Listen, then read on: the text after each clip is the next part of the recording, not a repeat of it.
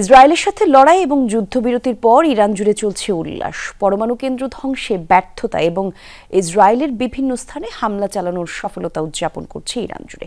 এদিকে যুদ্ধবিরতির পর স্বাভাবিক জীবনে ফিরতে শুরু করেছেন ইসরায়েলিরাও। এর আগে পাল্টাপাল্টি যুদ্ধবিরতি লঙ্ঘনের অভিযোগ আনে তেহরান, তেল আবিব।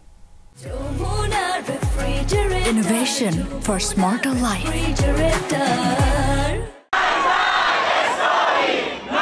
রাজধানী তেহরানে সমবেত লাখো লাখো ইরানি। ইসরায়েলের সাথে যুদ্ধবিরতির পর উল্লাসে পথে নামেন তারা। পরমাণু কেন্দ্র ধ্বংস কিংবা ইসলামী সরকারের পতন, কোনোটিতে ইসরায়েল সফল হয়নি। উল্টো তেল আবিব সহ ইসরায়েলের বিভিন্ন স্থানে হামলা চালাতে সফল হয়েছে বিপ্লবী গার্ড বাহিনী। তাই যুদ্ধবিরতিকে বিজয় আখ্যা দিয়ে উল্লাসে মাতেন তারা। আমাদের মাথা নত করার ইতিহাস নেই। যারাই আমাদের বিরুদ্ধে আগ্রাসন চালিয়েছে তারাই ধ্বংস হয়ে গেছে। এদিকে চোখের সামনে নিজের ঘরবাড়ি ধ্বংসের ঘটনায় প্রথমবারের মতো দেখছে ইসরায়েলিরা। যুদ্ধবিরতির পর বাংকার আর আশ্রয়কেন্দ্র থেকে বেরিয়ে স্বাভাবিক জীবনে ফিরতে শুরু করেছে তারাও। গেল 12টা দিন খুবই কষ্টে কেটেছে।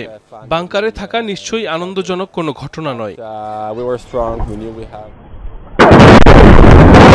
এদিকে আবারও যুদ্ধবিরতি লঙ্ঘনের অভিযোগ উঠেছে ইসরায়েলের বিরুদ্ধে। তেহরানের আকাশসীমা লঙ্ঘনের অভিযোগ তুলেছে আইআরজিসি।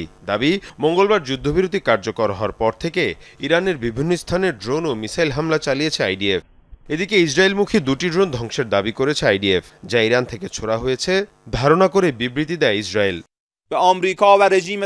আগ্রাসী ইসরায়েল ড্রোন ব্যবহার করে আবারও আমাদের আকাশসীমা লঙ্ঘন করেছে। সকাল থেকে এখন পর্যন্ত দেশের কিছু নির্দিষ্ট এলাকা লক্ষ্য করে আক্রমণ করেছে। হামলা অব্যাহত থাকলে আমরা এর উচিত জবাব দেব। এর আগে 12 দিন লড়াইয়ের পর যুক্তরাষ্ট্রের মধ্যস্থতায় মঙ্গলবার যুদ্ধবিরতি কার্যকর হয় ইরান ইসরায়েলের মধ্যে। মীর মুশফিক আহসান, যমুনা নিউজ।